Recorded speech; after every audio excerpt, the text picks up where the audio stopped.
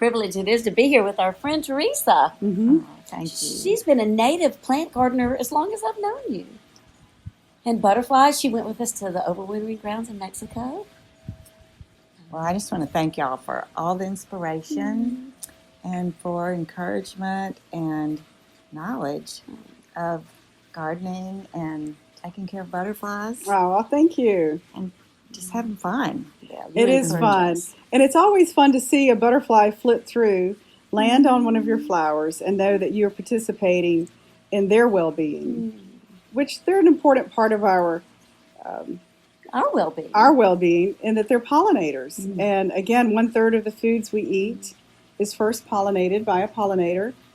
And as you attract in butterflies, you also attract in bees. And I think we'll probably see a lot of those today as we film. And tell them, Suzanne, what's so unique about this particular garden. Well, we usually think of butterfly gardens as wild and unruly. And of course, she has butterfly, nectar, and host plants, so there will be some unruly plants.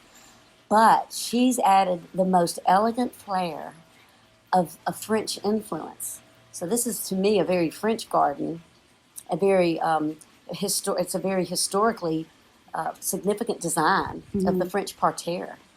And it can be, we have lots of different angles at reviewing it to really show how elegant it is. So we're excited about this. Yes. Thank you so much. Yes. Thank you for letting us take a peek and show it to our wonderful viewers. And for sharing your own inspiration and beauty with everybody. Oh, thank And you. I just saw a Gulf fritillary butterfly zip through Yes. the butterfly garden. Love it. Well, let's take a look.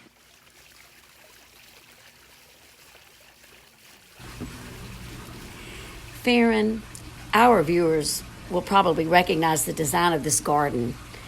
It's inspired by French parterres, which, is a formal garden that's installed on level ground.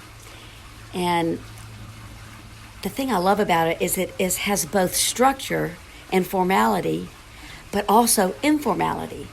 So you have the beds are defined by a structure. In this case, it's these boxwoods, which are a great evergreen plant for our area. They're easy to control, they're easy to keep low, and they're like a soft wall.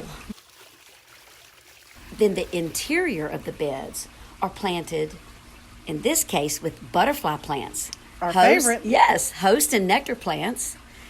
You can see them sticking their heads up in an irregular fashion. That's where the color comes from. I see perennis, tuberosa, Yes. incarnata, Which, of course, are milkweed hosts Yes. for our monarch, right? local for our area.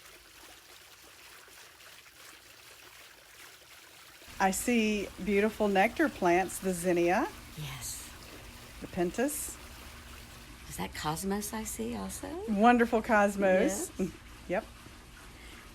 So she has a great variety. Oh, and also that I think I see the Texas, Hibiscus, yes, Wow. that puts out that big red flower when it blooms. gorgeous. So in those two beds there, we have the host plants and the nectar plants for the butterflies. Right. And then in the back two beds that are closer to the house, closer to her kitchen, she has planted her herbs, Right. her basil and her oregano and the rosemary. I see some think- peppers. Some peppers.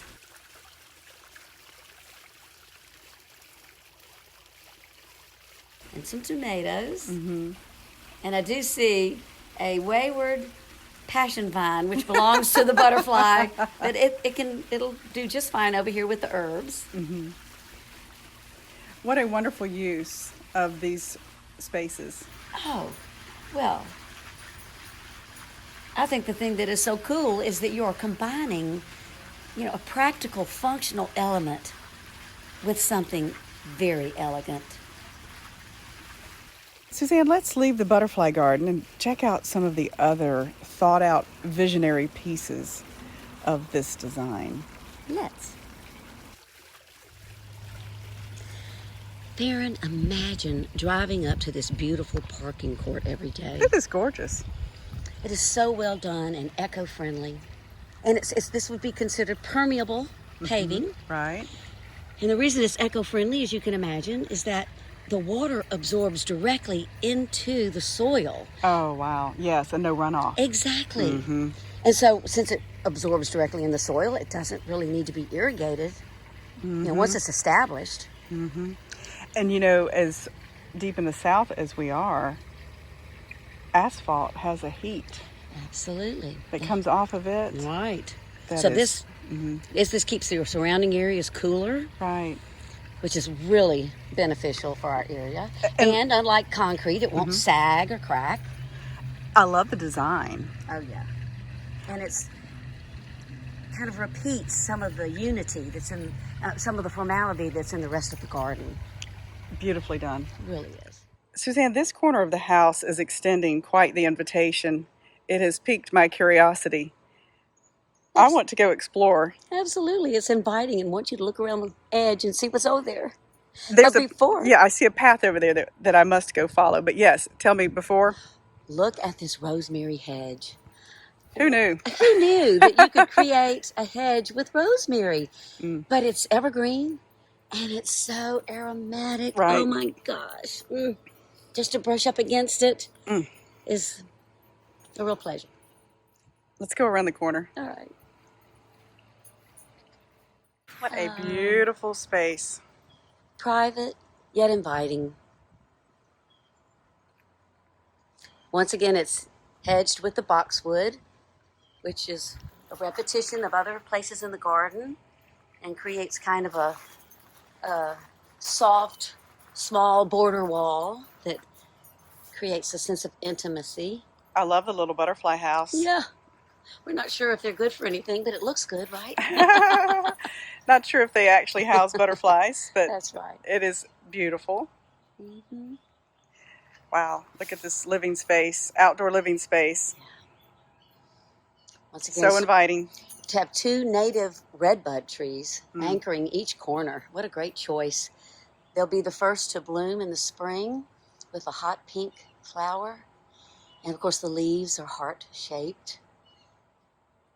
And I love, look at the color of the kind of blue-green color of the leaf against the dark olive green of the little Gem Magnolia behind it. So that's creating some really interesting texture in the garden and color. This is such a warm flooring choice they have made. These bricks that look like they're local bricks. And they're done in a beautiful herringbone pattern. Once again, every choice has been carefully and thoughtfully made. And I love the arch that the bricks make, which mimic other arches in the garden. And the boxwood hedge that follows the curve Yes, of that arch. it's very pretty. Mm. Here's a view of that downstairs patio courtyard area from above. Once again, it has a different look. You can really see the arch in the hedge that creates a private little soft wall. Such a lovely, intimate place to sit with friends. Here in the corner of this beautiful courtyard, they're anchoring it with one of these phantom hydrangeas. Once again, look at these huge blooms. They get up to like 15 inches, but the stems of the plant are strong enough to support them so that they don't droop too badly. The blooms are very long lasting. They can last from July to September, October, if you leave them on the plant, and they will dry on the plant, going from a creamy color, lime green, to a beautiful pink. And I'm beginning to see the pink hues come into these little blooms. Right. They make great cut flowers. So it looks like it's going to produce so many flowers. There are plenty to cut and bring into the house and let them dry in the vase. One of my favorite dried flowers. Here is a side of the house where a homeowner wanted a screen. And it's a narrow part, probably only 8 to 10 feet. And so they chose so wisely. They have these plants that grow tall and narrow. Of course, there's the palm on the end that seems to get more broad at the top. But then you move along, and this magnolia is called Little Gem, and it is GEM, Little Gem, and it has a habit that's tall and narrow and will fill out and be a wonderful, fragrant screen. And then just beyond that, of course, the cypress, which are tall and narrow. It's just a beautiful solution. Mm-hmm. Well, once again, our gardener has citrus. Mm-hmm. Here's a grapefruit that grows in this area, and then a Meyer lemon, and then the third one down is a lime.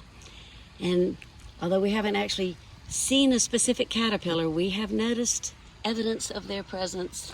Yes, they've eaten little holes in the leaves. And this is the host plant in our area for the giant swallowtail. Right. Beautiful, large, black and yellow butterfly. Right. Just gorgeous. But we have never had the experience of a tree being decimated completely. I don't think they're in that much abundance. Right. And the fruit tends to never be affected by Correct. The eating of their leaves. Right. So it's enough for everybody. I love this spot right here. I would call this her just because spot because she has some blooming succulents. Succulents they're a wonderful plant. They're not native to our area necessarily, but they still have great benefits. They absorb some of our carbon dioxide, release oxygen, so they kind of clean the air for us. And I know that a lot of people have seen succulents, but have you seen them bloom? That's right. I mean, each bloom is unique, different colors. I mean, you would have them just because you love having them around. They're so interesting to look at. And the leaves are also varied. Well, this one's beautiful.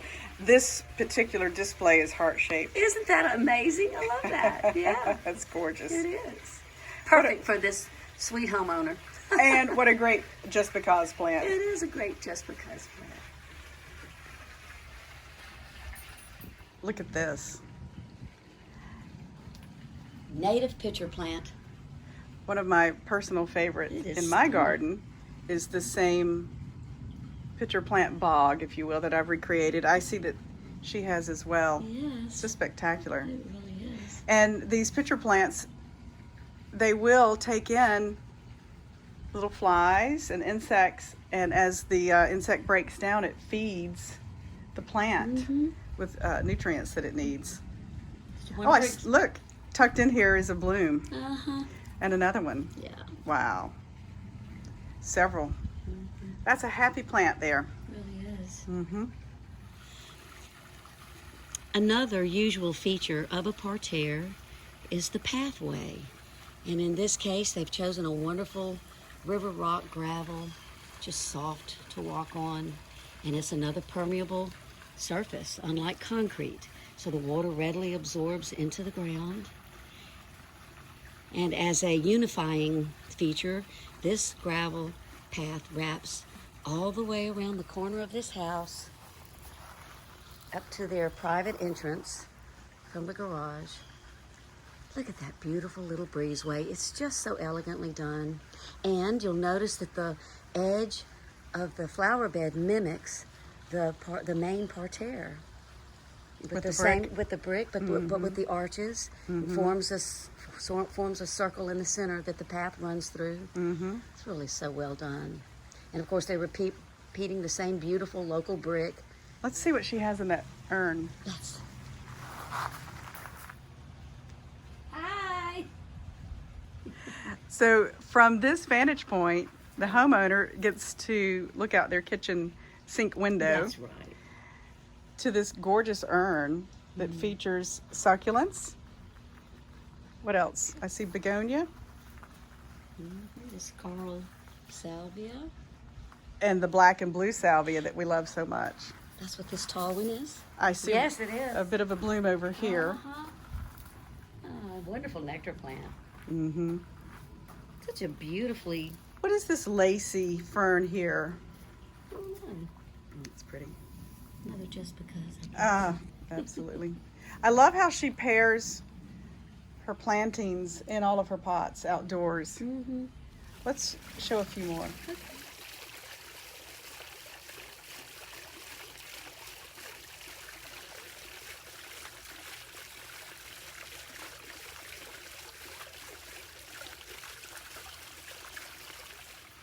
As we close this episode, let's review what has inspired us so about Oh, this. yes. I mean, it incorporates so many elements of design: repetition, unity, harmony, balance, texture, color,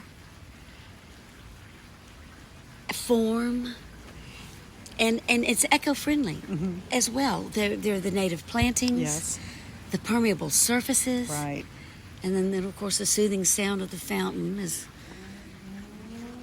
a very restorative.